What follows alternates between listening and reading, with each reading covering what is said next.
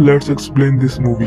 कहानी की शुरुआत में हमें पता चलता है अम्ब्रेला कॉर्पोरेशन के बारे में, जो कि एक बहुत बड़ी कंपनी बन चुकी है। खास बात यह है कि अम्ब्रेला कॉर्पोरेशन दवाइयों और मेडिकल क्षेत्र से ज्यादा मुनाफा हथियार और बाकी बायो वेपन आदि बेचकर कमाती है, और ये बात कंपनी के सिर्फ बड़े लेवल के एम्प्लॉइज को पता है। अभी अम्ब्रेला कॉर्पोरेशन की बड़ी सी बिल्डिंग रकून शहर के नीचे बनी है। यहाँ पर हम एक नीले कलर की टी वायरस को देखते हैं, साथ ही ग्रीन वाले एंटी वायरस को।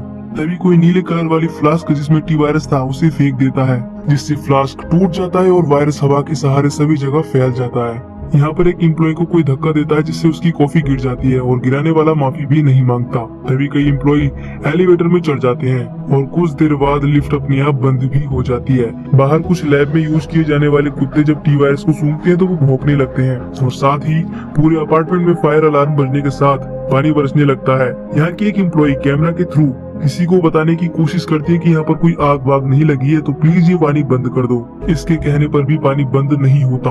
दूसरा एम्प्लॉय कहता है कि ये पूरा अपार्टमेंट लॉक हो गया है और पानी भी धीरे धीरे बढ़ रहा है, यानी कि हम जल्द ही पानी भरने से मर जाएंगे। दूसरी तरफ जो लिफ्ट में फंसे थे वो लिफ्ट से बाहर निकलने की कोशिश करते हैं। तभी एक औरत जिसे बाहर निकलने की सबसे ज्यादा जल्दी थी, वो एलिवेटर के अचानक नीचे जाने से मर जाती है। अगले सीन में हम एलिस नाम की मेन कैरेक्टर को देखते हैं, जिसे कुछ भी नहीं पता कि वो यहाँ पर क्यों है और क्या कर रही है। एलिस बाहर आती है, जहाँ एक ड्रॉअर में उसे गन मिलती है।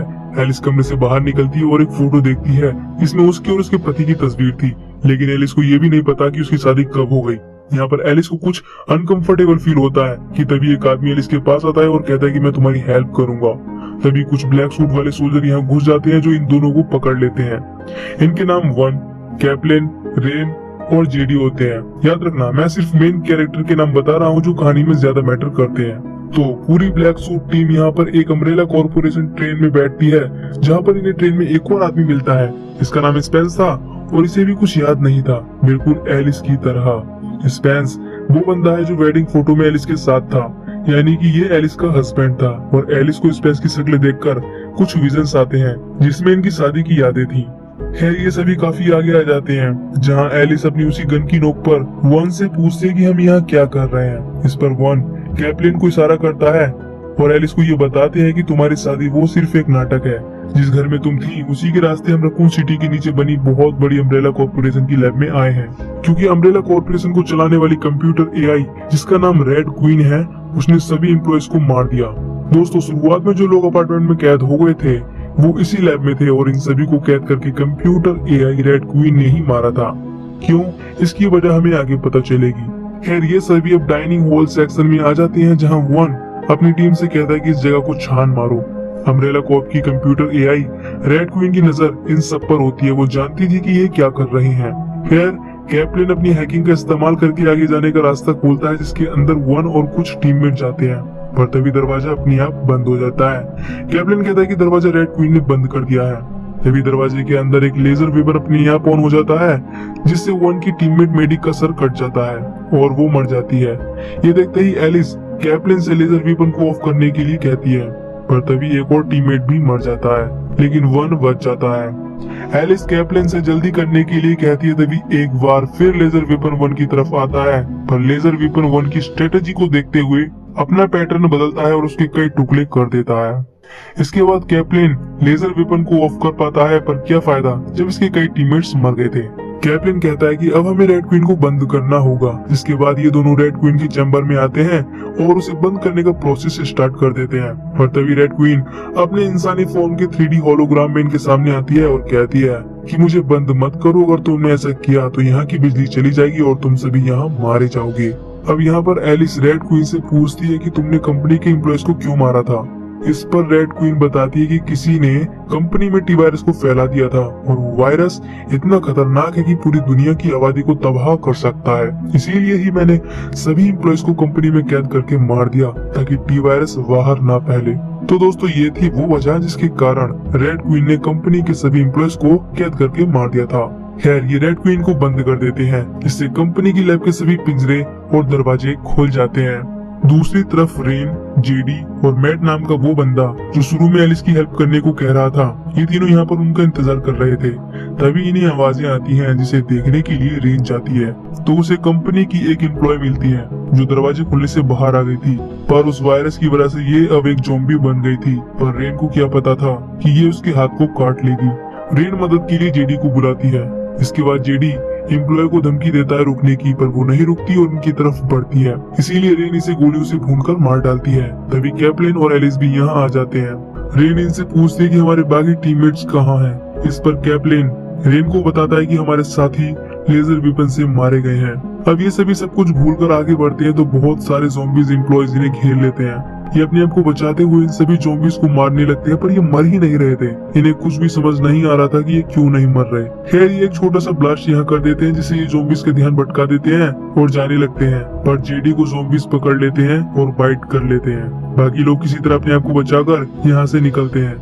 यहाँ पर एलिस अलग होकर रास्ता ढूंढने लगती है तो उसका सामना ज़ॉम्बी डॉग से होता है। एलिस दरवाजे के इस तरफ आ जाती है, पर यहाँ पर एक और ज़ॉम्बी होता है, पर एलिस अपनी hand to hand combat fight skill से उसे मार डालती है। एलिस अपनी फाइटिंग स्किल देखकर हैरान रह जाती है, पर ये एलिस के लिए आम बात थी। एलिस की टेम्पररी मेमोरी चली गई थी, जिसके कारण उसे ये भी नहीं पता था कि वो इसी कंपनी की सुरक्षा दल अफसर है। यहाँ पर एलिस ज़ॉम्बी के पास से गन निकालती है और अपने परफेक्ट शॉट से कुत्तों को मार डालती है। एक कुत्ता बचता है, एलिस उसे भी निपटा देती है।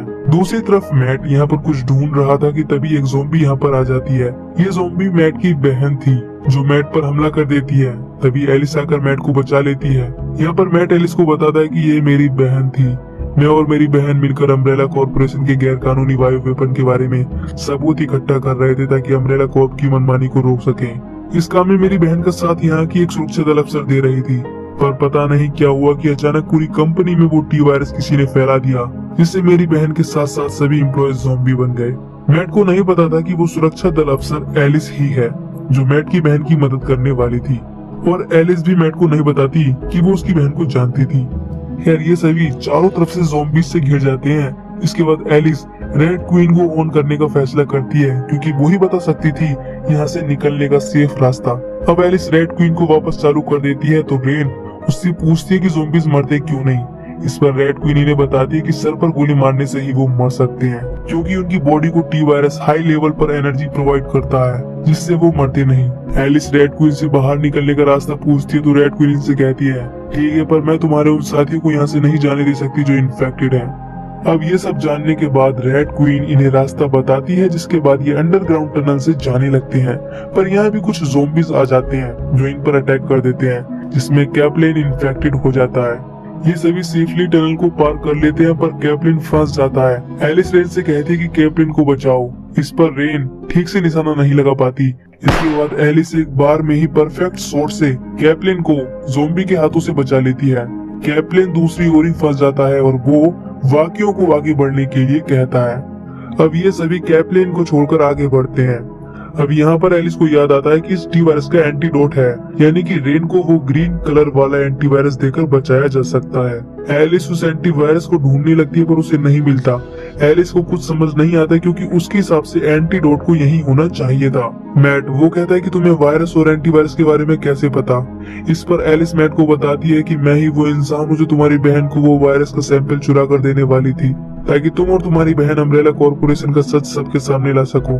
अब यहीं पर स्पेंस को कुछ याद आता है कि वो चोर है जिसने एंटीवायरस और वायरस को चुराया था और टी वायरस को फैलाया था और उस एम्प्लॉय की कॉफी गिराई थी। पर जब वो बचकर भाग रहा था तभी वो ट्रेन में बेहोश हो गया और उसकी टेम्परेरी याददाश्त चली गई थी, तभी ये इन्हें मिला था। सेम टाइम पर एलिस भी समझ जाती है कि स्पेंस ही वो आदमी है जिसने वायरस को चुराया था। एलिस को ये सब इसीलिए याद था क्योंकि ये दोनों ही वायरस को बेचकर पैसा कमाने वाले थे।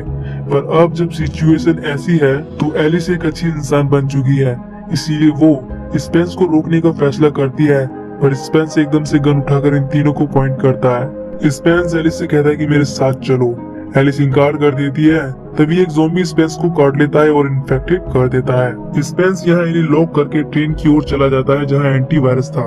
स्पेंस एंटीवायरस को लगा ही रहा होता है कि अचानक लिकर नाम का एक बहुत खतरनाक क्रीचर, जिसे अम्ब्रेला कॉर्पोरेशन ने टी वायरस से भी पहले बनाया था। ये क्रीचर बहुत ही खतरनाक होता है क्योंकि ये जितना खून पीता है उतना ही ताकतवर होता जाता है। ये लिकर स्पेंस को मारकर एलिस, मैट और रेन की तरफ आने लगता है। एलिस रेड क्वीन से कहती है कि प्लीज दरवाजा खोल दो और हमारी मदद करो, लेकिन रेड क्वीन कहती है कि तुम्हारे साथी रेन जो कि इन्फेक्टेड है अगर तुम उसे मार दोगे तो मैं तुम्हें यहाँ से निकलने दूंगी।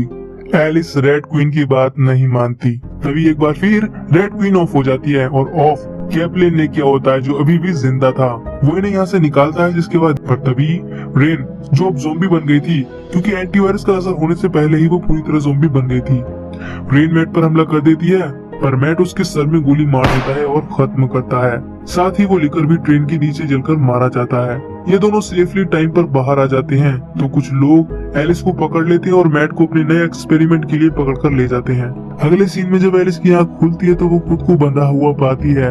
एलिस अपने आप को स्ट्रेचर से आजाद करती है और जब वो यहाँ से बाहर निकलती है तो देखती है कि पूरा शहर उजड़ चुका है। शायद वो टी वायरस अब फैल चुका है। यहीं पर रेसिडेंट इविल मूवी का फर्स्ट पार्ट खत्म हो जाता है।